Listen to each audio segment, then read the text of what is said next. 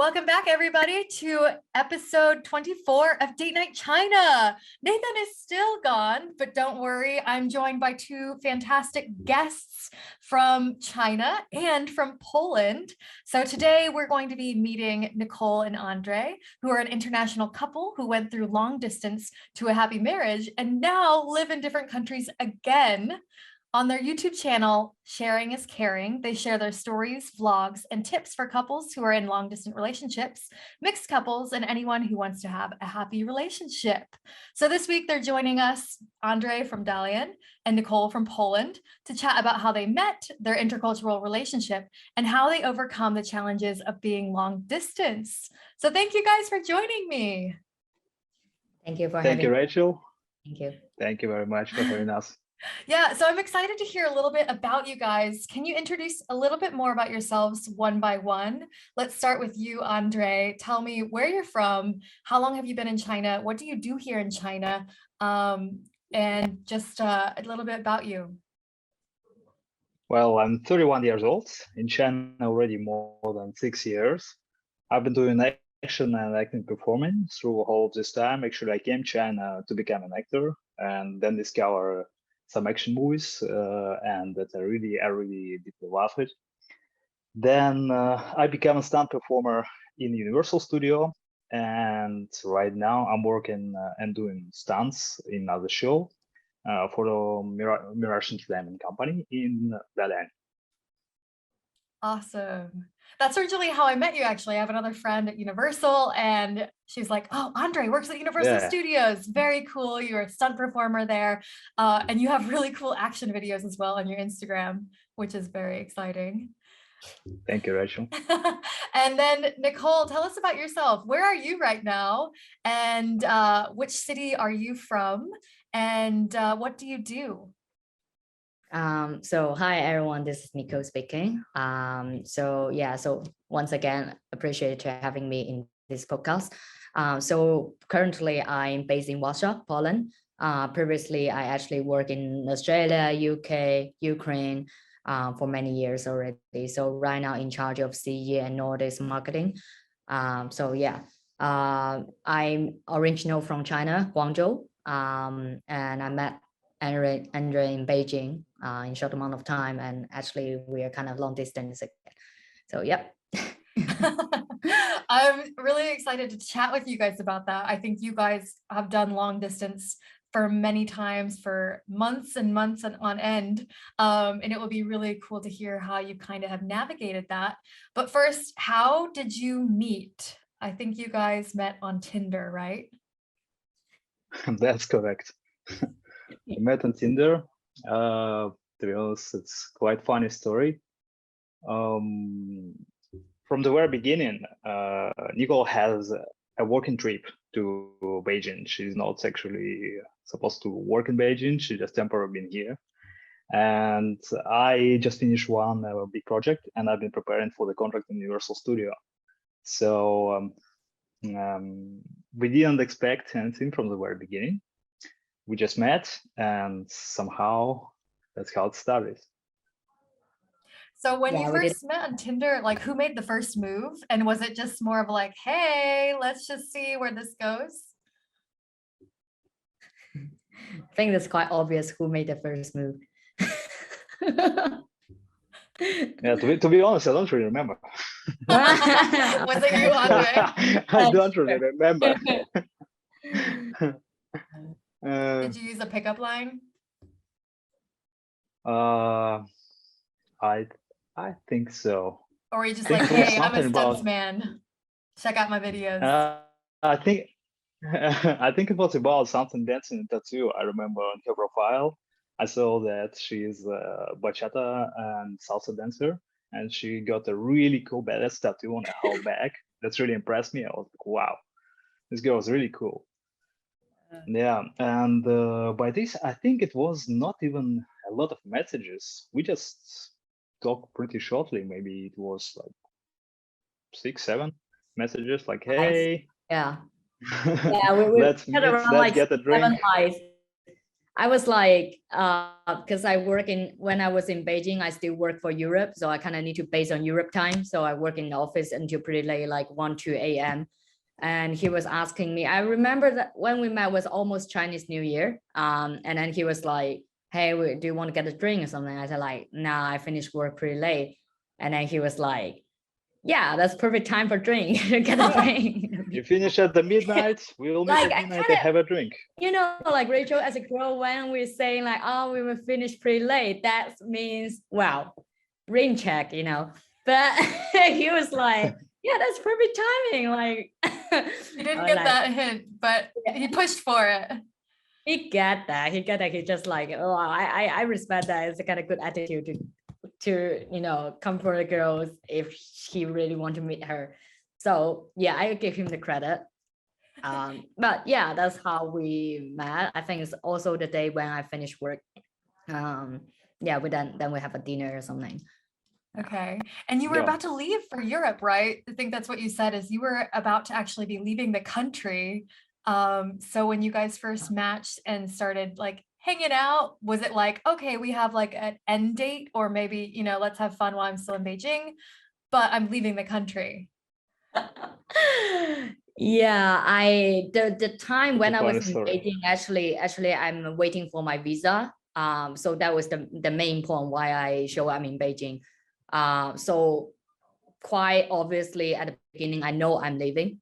That's why at the beginning, even when we meeting each other, like I said, like we didn't expect anything from each other, any seriously.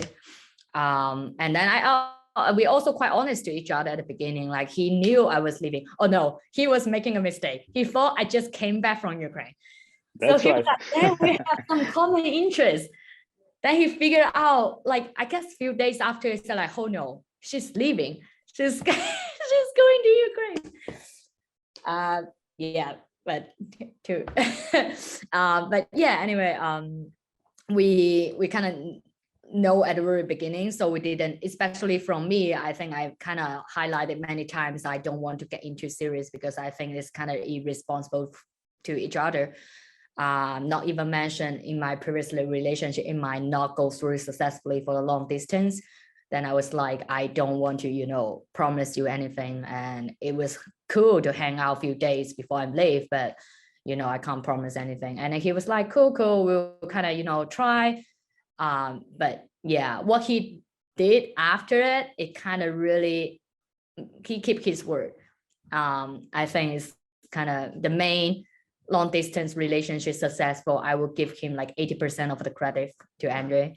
Kind of he make this happen. Don't say it. It's 50-50, babe. It's always been 50-50.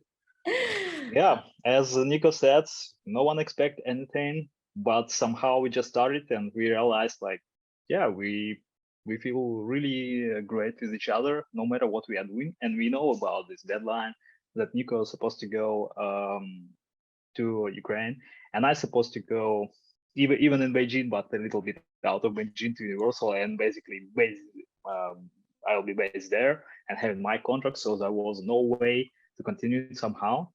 But at one point, right before that, we just decided, you know what, let's just get it a try. There's no expectations, doesn't matter if it works, then it's great. If it doesn't work, we're adults and we can handle it. So we just decided, let's see. I think that's great. You kind of were like, yeah, let's go for it, but let's have no expectations. Let's see how things are going to go. And was this during COVID? What year was this? That was 2021. We met 10 of February. Yeah. Okay. 10 of February. Okay, so it's 2021. That's nice. And so once you left to go to Ukraine, Nicole, what kind of happened? Did you see that there was like growing communication? Were you keeping up with each other more than you expected to in the beginning? I would say, well, because I never been in Ukraine before, and not even mention I don't speak any Russian and Ukrainian.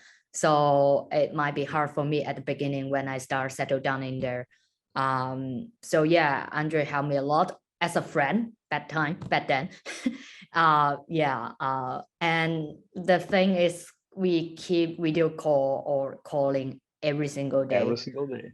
Since every single day, like not even one day missing. I would say our talk are like up to 2, 3, 4 hours a day. So it's pretty crazy. Like I have no idea how come we have that much to talk about. Like, can you imagine like 2, 3, 4 hours per day? And might be more than one phone calls. And every single day, there's no gap. So it's quite impressive in the whole, more than a whole year. I'm based in Ukraine more than a year, almost a year and a half. And there was no break. It's just like you can see, even though we kind of, there are a lot of people say like, oh, how come you know each other for that short amount of time and you're so certain he's the right one? And I said, well, if you calculate how much actually we communicate or we talk through, maybe actually more deeper understanding of each other, more than a couple who know each other 4 or 5 years if you talk that much. That's something. Deep communication actually give us the faith and the understanding and the very firm foundation of our relationship, I would say. So like only apart from we are not able to see each other physically, but I think mentally it's kind of firm and then certain to each other. Yeah. And That's how is right. it for I you, would add Andrei? that I would say the distance somehow just brought us closer to each other. We spent together, just think about this, we spent together 17 days physically before Nicole left. And then actually our feeling really started to grow already after she left. So I was doing my job every time we had a call. And because of time difference, so we'll make it up at my early morning time before work at your late night time. So we'll still keep doing it all this time. And it was only our time when we talk to each other, when we been making plans, when we just discuss everything from the very beginning, very openly. And I think actually that's the bigger thing which brought us together and why this relationship really works well. Yeah. So coming from 2 different backgrounds, from China and outside China, like where did you ever have any kind of cultural misunderstandings in these early stages of talking to each other, chatting over the phone? Was there ever any kind of like funny moments or misunderstandings, or was it pretty like fluid in the way that you communicated in the style and everything? Well, I would say it was a pretty good understanding from the very beginning. The funniest thing is, even we are going somewhere for lunch or dinner, I can totally trust Nico order anything from the menu. And she knows some exceptions that she can order too spicy for me, but otherwise, every time 10 of 10, she's getting what I really like and she's getting the same for herself. So somehow, even in those things like about interest, about going somewhere, about meeting friends, everything was so match. And we didn't have any misunderstanding or some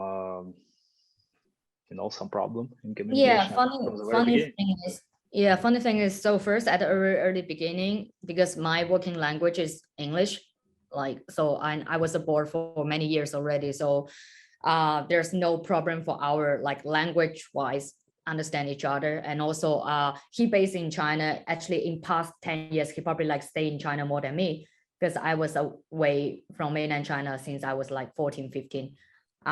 So as you see, like I'm actually more like currently more Western now, and he's more Chinese than me now, like, more Chinese. He's more Chinese than me in many understanding, in the diet, in the language. He speak more Chinese than me with my family and in our chat. So definitely I start learning a little bit Russian, like slowly, but still like I would say 95% of our communication language is English, and there's no actually like misunderstanding or anything. From the habit wise, as Andrei mentioned, like we're kind of similar page, like kind of like something quite similar, food similarity. What else? Hobby. Only one different. He likes to go to gym and I don't. Well, I like dancing. That's another thing. But apart from that, I think we are quite similar type of people, I would say. Yeah. So That's it's funny. great. Yeah. Like there's no, deal breaker, like or some misunderstanding or big argument. Actually, we didn't have big argument. That's interesting. Ooh. Or not, Yeah. or not yet. Let's keep it this way. No, it's great. I mean, it sounds like you have such like a deep appreciation and experience in other cultures and in each other's culture. And I think that really is such a beautiful thing that also helps having that connection with each other. When did you guys officially start dating then? Was it while you were still in Ukraine? Well, Yeah. officially start dating. I would say actually, I already start to really feel like we are dating from, it was the Valentine's Day. So we met at 10th of February. It was Chinese New Year. And then it was Valentine's Day after 4 days. So in this day, we just spent After 4 days time that in you shopping met? mall. Yeah, and at the fourth day, we made handmade rings for each other. And Nico puts the sign inside that ring, meant to be. And that was, I would not afraid to say, the biggest present I ever got. Really, that ring. And it really gave me the space, and it really gave me understanding that she's the one. I would say, okay, be honest. Back then, he might be the one into it first. Just he knew that it's not the first time we talked. And I remember I told him that, like, well, later on, I know I'm leaving, and then later on, if you meet a girl more seriously, please put off this ring to respect that girl. So but yeah, like I think back then it's kind of cute, smooth. We kind of make a gift to each other. It's kind of cute. But back then I didn't know that means that much to him actually. But for me, Andrew, do you remember I even give you some probation period? There was something, but I never actually pushed for that as well. I just feel quite good to just openly and generally interested about what are you doing, what are your plans, and how you're really feeling. And I think the bigger thing in our long distance as well, that we accept ourselves as we are. So we didn't push for anything. We didn't put some restrictions. We didn't try, to get some benefits out of it. We just give it a try and accept us as we are from the very beginning. Yeah, I would say that the rhythm of our relationships kind of smoothly, and he never feels some pressure or pushing from him. Even though I always like to say I would like to take times because I wasn't certain on too many things. Once I start something serious, I would really want to into it. But back then, if I wasn't certain, I wouldn't promise him anything. So, but he's pretty patient, I would say. Even he's really into it. When my uncertainty, it doesn't affect his love to me. So that's something I really appreciate about it. Yeah, that's really great to have the patience and then that knowing that somebody's got that trust there and that they're like, okay, take your time, take your space. And that's really nice on the other hand to be hearing that. Were there any challenges then when you were kind of in that long distance space in the beginning for about a year, right? That Nicole was in Ukraine. Yeah. Was there any kind of challenges and like how did you kind of work through that? I know you said that you had long phone calls and video calls. Were there any special other things that you tried to make time for each other or any challenges you faced during that? Yeah, I would say during those 14 months, it was 1 year and 2 months. From the very beginning, it was, first of all, pretty difficult to wake up every morning at 4:30. So sometimes we've been switching time for a bit later. You'd wake up at 4:30 every day for these calls? 4:30 every day. Yeah, yes. He woke up. Yeah, and for me, it's midnight. Yeah. Wow. And Nico been staying late at night, even she's supposed to go for work from the morning. Yeah. So yeah, and that was I think one challenging thing. From our side, another was, I would say it's lack of opportunity to expand and show our love to each other. I'll give an example. For example, when I'm in the relationship, I feel really romantic, so all the time I want to prepare something, and I just simply can't buy her flowers, for example, and bring it. So I've been still getting through the friends and ordering through the delivery, but it wasn't the same. But yeah, then we started to learn how to treat each other and how to support each other on a long distance. Yeah. I mean, like for me, it's easier because Taobao can get everything, and I have many friends and family in China. So when I want to preparing some surprise for my husband, like it's easy for me. But for him, well, in Ukraine was a bit better because at least the system and everything is fine for him. But right now, when I was in Warsaw, it's kind of challenge for him. He's like, damn, those doesn't work. He doesn't know how to send you flowers and food. Colleagues contact. Ordering flowers. And where should I get it? Yeah. That's sweet though. So you guys send each other stuff when you can.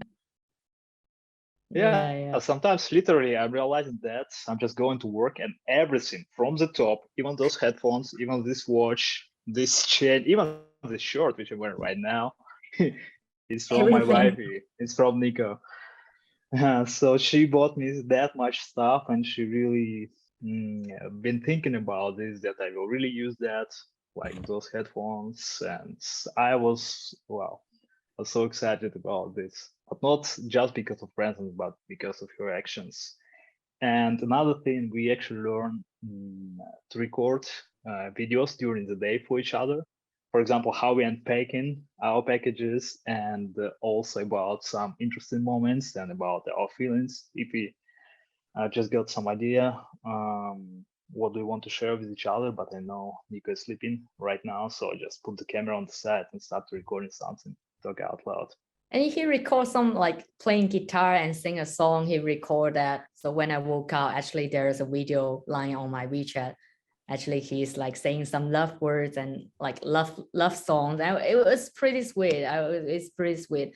Yeah, because the time difference, some of the time, especially if we, when my schedule is full and when his schedule is full, sometimes our talk, might be not as much as previously,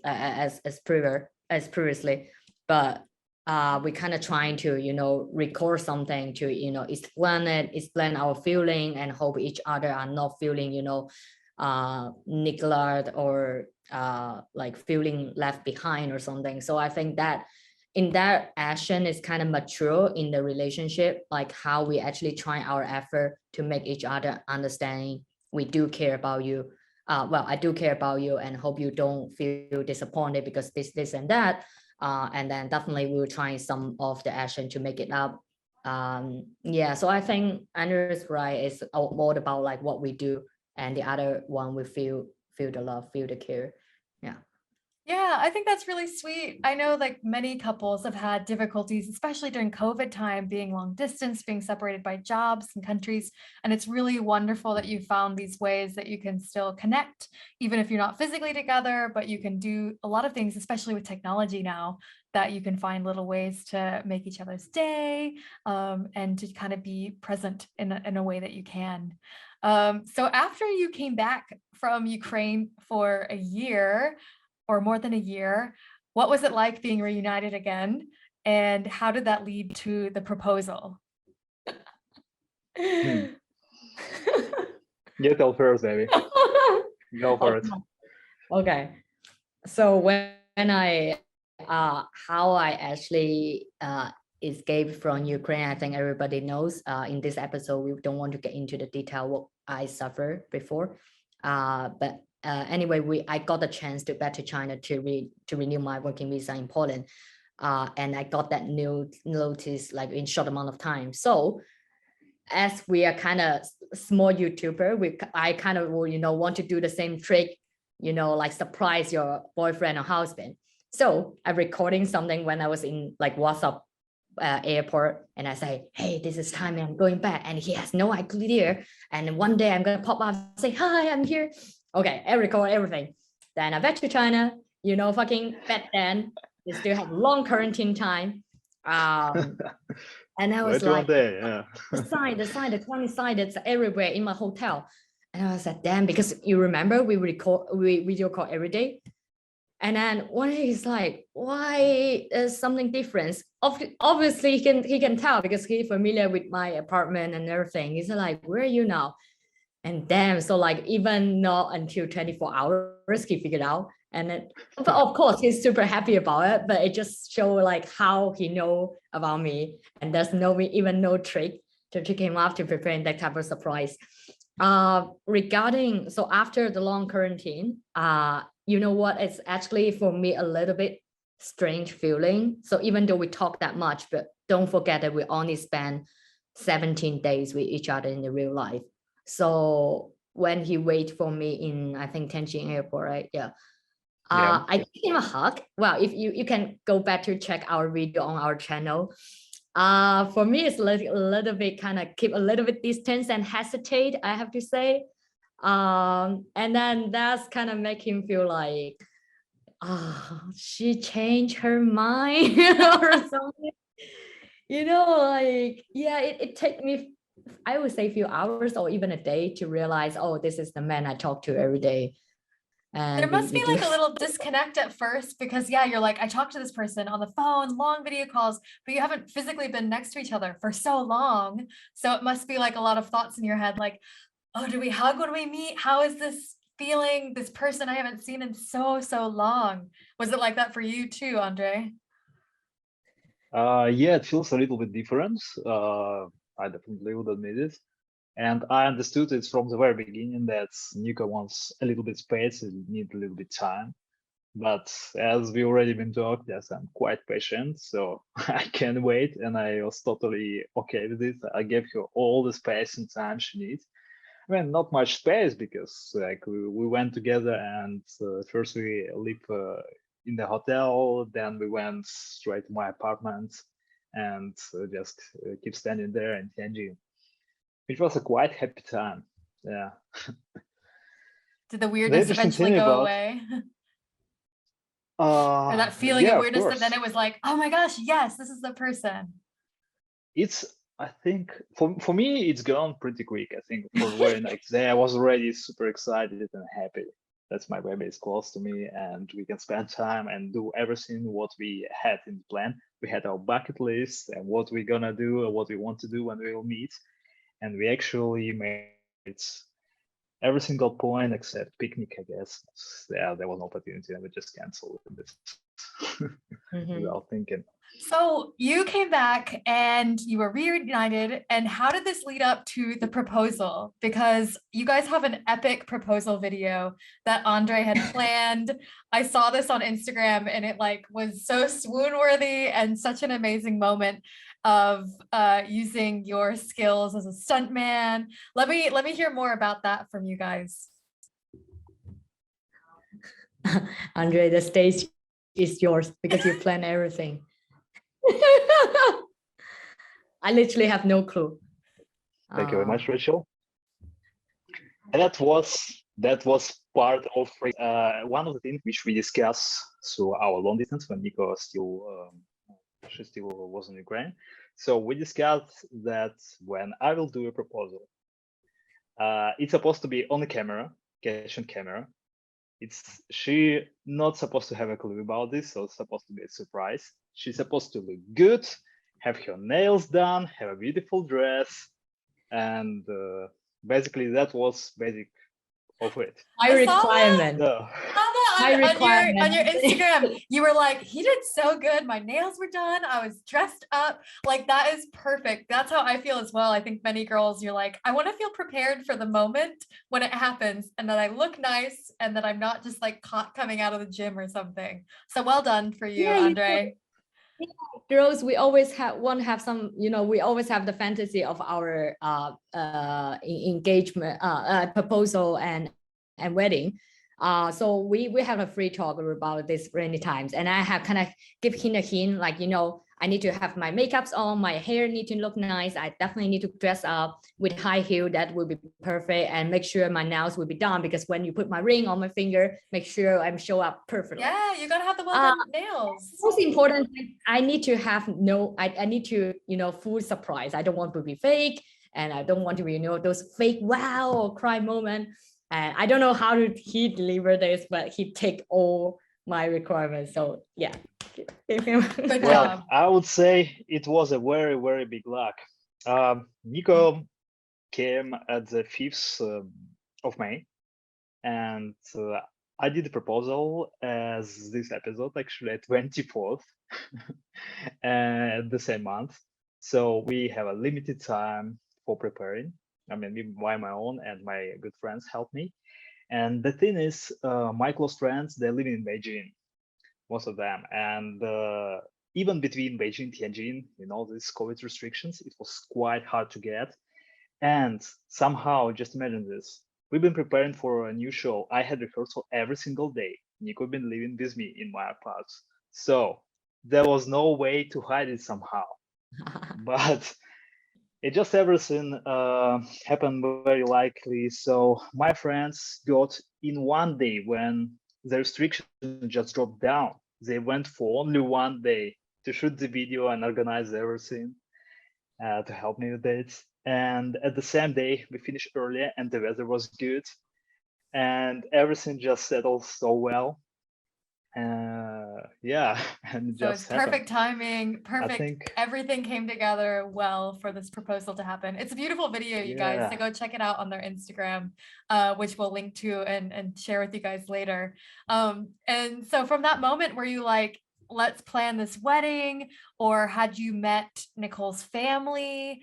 What were the next steps from there? Had you met them already? The next step, we planned engagement party. Engagement party. Yeah. So because I'm marketer, so event and all the thing actually is my daily job. So of course I have a really high standard of my own, either engagement party or my wedding. So I connect all my resources in Beijing, because we are planning that in Beijing, because all Andrew's friends and one of my close colleagues, they're based in Beijing. And then I connect the wedding planner who come to plan my engagement party. I booked the venue in Ritz-Carlton, so it's kind of fancy hotel restaurant. Fancy. And yeah, I know, right? We're kind of fancy couple. But, and we even, like the menus, each of the like main course, dessert, cocktails, everything, decoration, backgrounds, dress code, everything. We kind of plan it as a big event. Yeah, and I even, like we DIY our own invitation letter, invitation card, save the date. Well, like every standard you can imagine for like big launch event. All my knowledge to event planning I use in my own engagement party.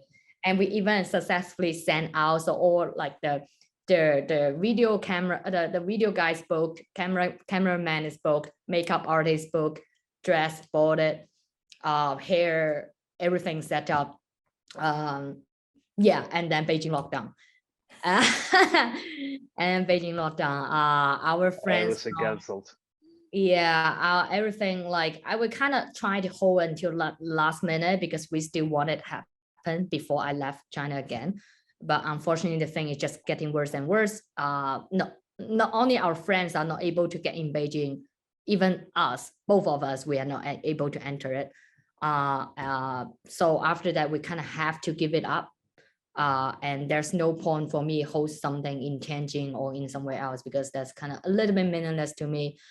Because Beijing, back to the end, that's the city where we met, so it somehow have some meaningful to us. But apart from that, like I don't see I will have that much time and energy to do it again.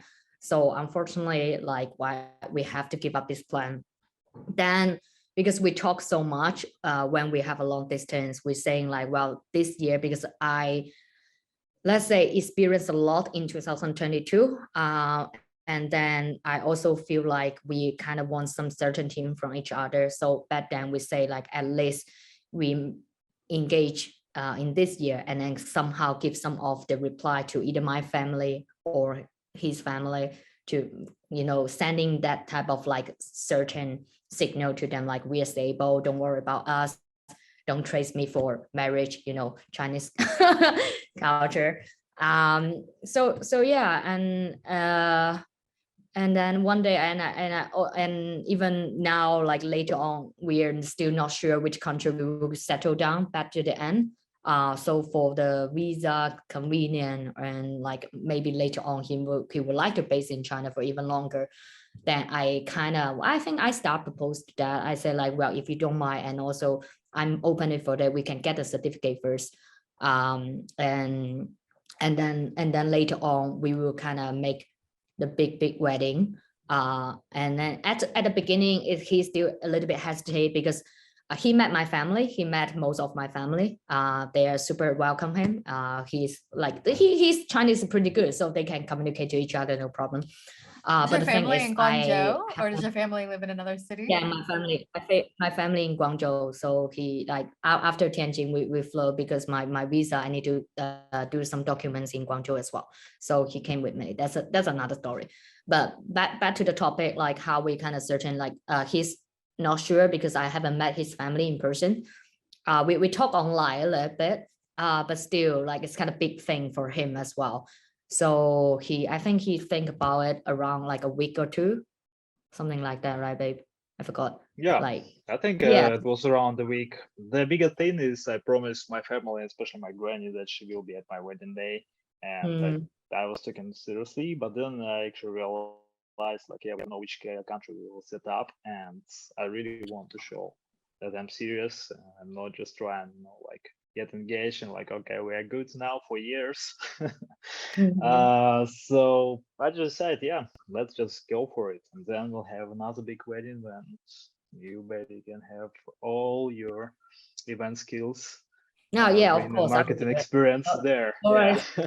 Prepare your budget, and I'm sure I will make it done. Yeah. That's sweet though. I mean, I feel like it's been hard for a lot of couples trying to figure out if they're from different countries, but then there's the coronavirus, then there's been all these lockdowns and crazy things with jobs. So we've talked to so many couples who've had that same issue of like, oh, we want all of our families to be there, but the difficulties of travel and visas, and then you're also trying to navigate your own work visa and life. And so we've heard from many couples who are figuring out ways to get married in China or getting married online. I mean, because I think it's just so difficult. So you guys did get married here in China, right? In Shenzhen? Yeah. Yes. Yeah. Okay. So May 27 is our like officially marriage day. Actually, it's a good number in Chinese meaning, like 527 is kind of mean I love my wife. So that's kind of why I picked love my wife. It's a good day. It's a trick. There was one good story behind it. Then quite funny story. I was still preparing and finishing rehearsal at my show when Nico went for the document there. So our date already booked, May 27. I'm waiting my passport with a visa, and I supposed to get it at 26 at the afternoon, and my flight is right after that. And I'm coming there, and they're saying like, your visa is not ready. Sorry, like COVID situation, it's not ready. You need to wait. I told them I will not go anywhere before you will give me my passport with my visa. I'm getting married tomorrow, and I promised my wife, I promised mom of my wife, future wife, that I will be there on this day. And believe me, I need to be there. So yeah, they asked me about like, do I have some documents and bookings? So I'll just show them, yeah, I'm not just pretending here, I'm not trying to act. I really have a big event tomorrow, so I need to be tonight in Shenzhen. So please do something, but bring me my passport. Even without visa, I'm just going there. So after a couple hours, they gave it to me. The passport was still hot. Straight there, I'm going to airport. On the way, calling to mom, actually, not to Nico, but to mom, to say her first, like, everything's good. I got the passport. Yeah, my mom was so worried about it.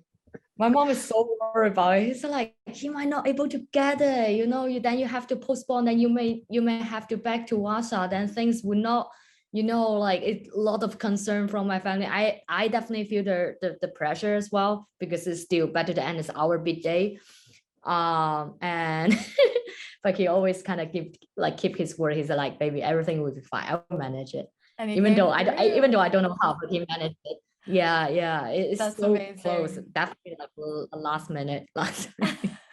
Yeah, did you feel pressure from your families during the process that they were like, hey, if you're going to be long distance, like, yeah, we want to see some intention, what's going to happen for your future? Do you feel like they were both sides of your families were very invested in you guys getting engaged and getting married to kind of show certainty about your future?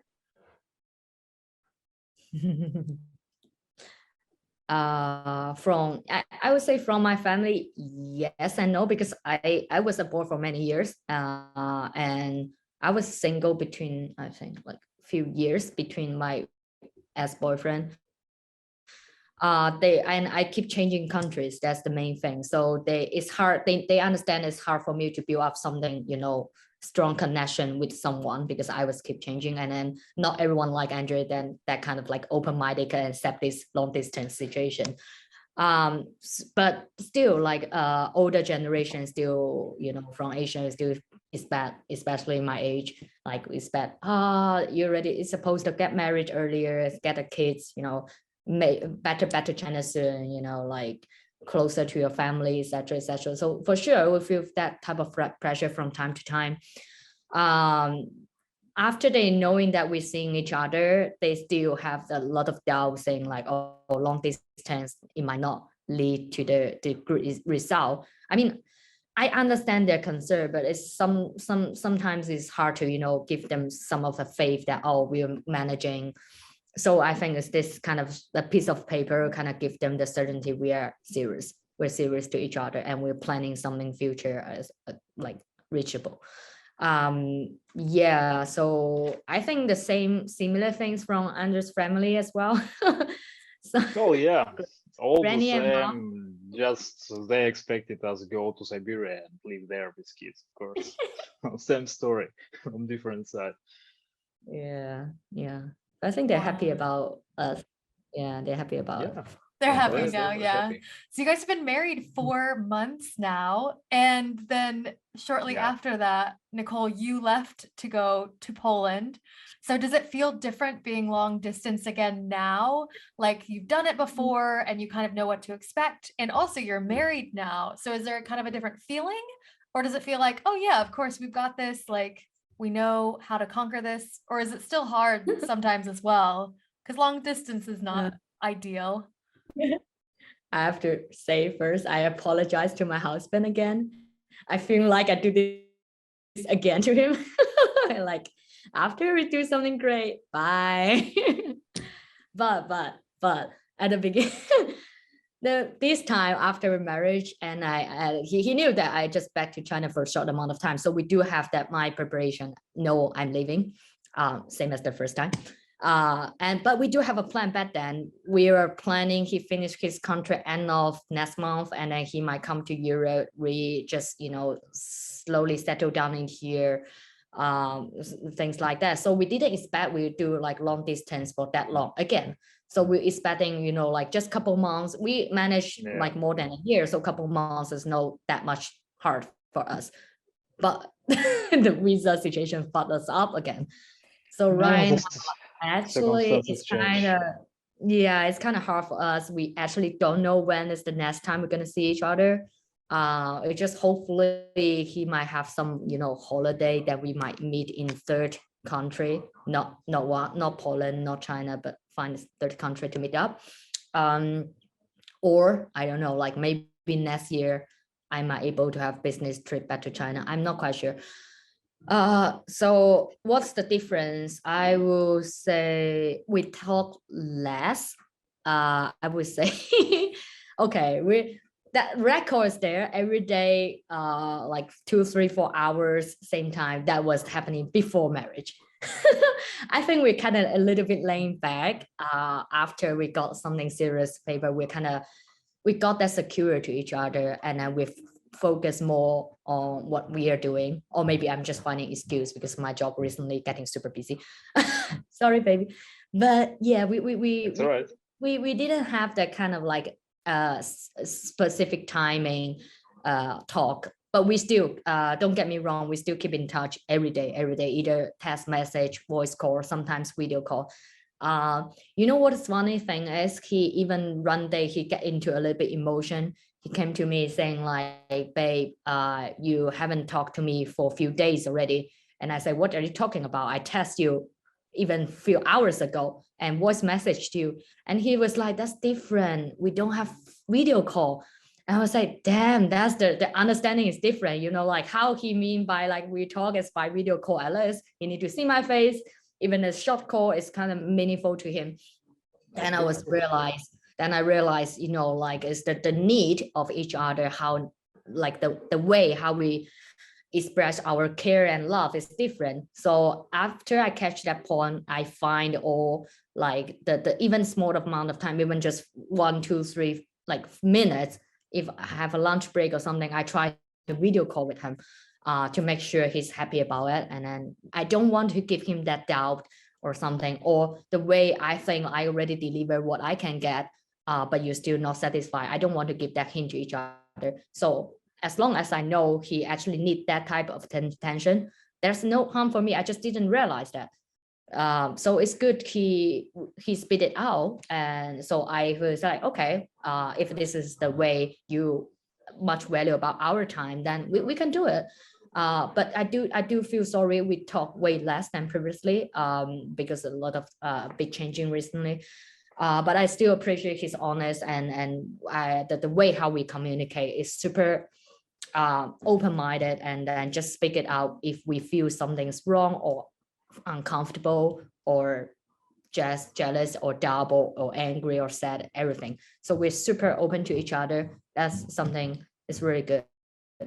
What is new? I feel like more certainty to each other. Like I said, we're able to focus what we are doing. And yeah, and then we're kind of planning something, really planning our own family, our own future.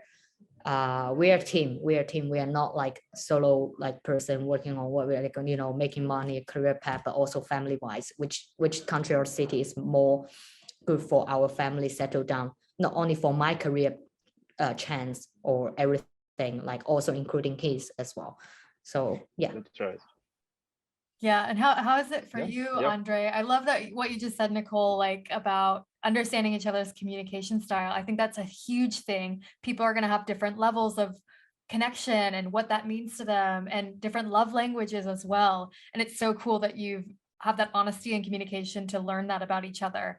And I think that's the thing, even when you go through engagement and get married and years of relationships as well, I think you still learn about each other and learn those ways that help connect better. How has it been for you, Andrei? And you were going to leave at the end of October, right? And now it's a bit uncertain, like you said. From the very beginning, the plan was to finish the contracts at the end of October and go to Europe, and finally already start to live together.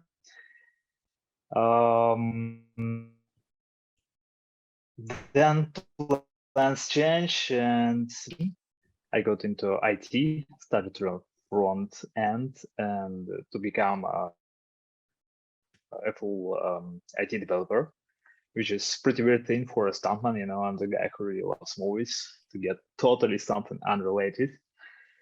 But I think the biggest change is I really feel about our future, and I'm not just thinking about what will be good for my wife or what will be good for me. I really thinking for both of us. Okay, that will benefit us.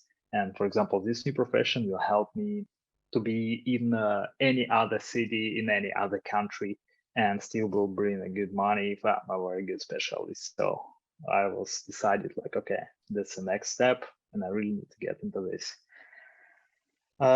In circumstances now, unfortunately, I'm not allowed to go and enter to Poland, and probably soon in any other country in Europe. So Europe is temporarily closed to me.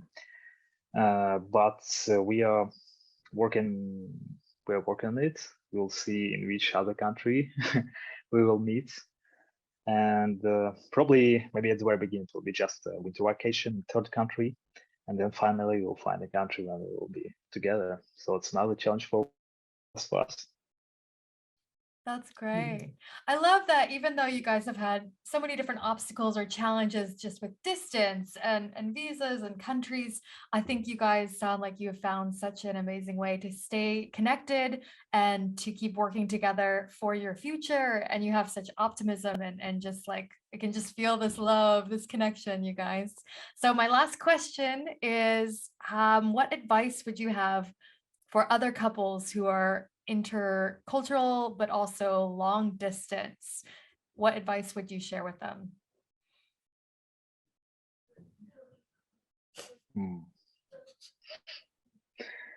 I would say you need to share everything together. Talk about everything. Let your partner know about what you truly care and what is very important thing for you, or what the worst thing for you could be. Just speak it out loud and discuss and build plans about the future together. I would say I might share that in our channel later on as well, some tips for international couple. So the language or the habits difference or the culture difference, all those are kind of surface. Like Andrei saying, like openly to talk to each other, and then actually feeling and digging into what's the actual needs from you and your partners, and make sure you guys are in the same page. I think that really matters. Yeah, so, and also for I would say, especially for long distance, lacking of the like insecure is kind of one of the big trouble couples are facing. So how do you kind of make sure you kind of, not doubting or jealous or a lot of those emotional comes out of that, especially for girls. I would say like it's just make sure you really focus on and love what you're doing.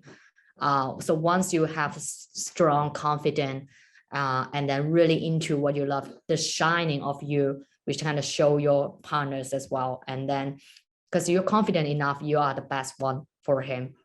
Yeah, at least that's what I feel like. A lot of people ask me, oh, Andres, he's an actor, he's handsome, he's charming, he's far away from you. Do you have any doubt? I say like, I don't, because I know I'm hot, I'm sassy, I'm a successful woman, I'm independent, I know what he needs and I know what I need. I think he feel the same as well. He's successful in his career, in his Zoom. So we're super we always a lot of either YouTube or episode talk about trust, how we need to trust each other. But I think deeper into the trust is like how you get that trust is kind of you need to confident in like by yourself first. You love yourself enough. You are not you're not like need each other to complete yourself. You are by yourself, you are completed. You just buy another couple is kind of make you even better, become a better you.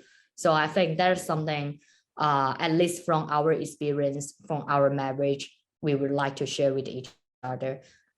So yeah, that's my advice, our advice. That's right. Yeah. That's great advice. So how can people find you guys on YouTube and also your Instagram channels? Can you share those? So our YouTube channel is Sharing is Caring.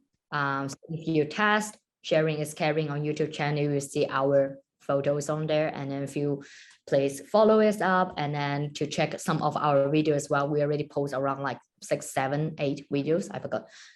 So later on, we still will come up some of, subscribe our channel. And our Instagram. So my one is Nicole Belikova. But my one is more about like my personal life, like either work or dancing, or Andrei. The content for Andrei is like the film. So he's more post about his career, some of the action movie, stunt show, etc. And himself, of course, handsome face. So yeah, feel free to about our marriage too. Feel free subscribe us, and then feel free to PM us as well if you would like to keep some of the content. We would like to talk in other international couples as well. Yep. Awesome. Thank you both so much for joining tonight, Andrei and Nicole. And yeah, check out their YouTube channel and their Instagrams, and feel free to reach out to them like they mentioned. And thanks for listening to this week's episode of Date Night China. Bye.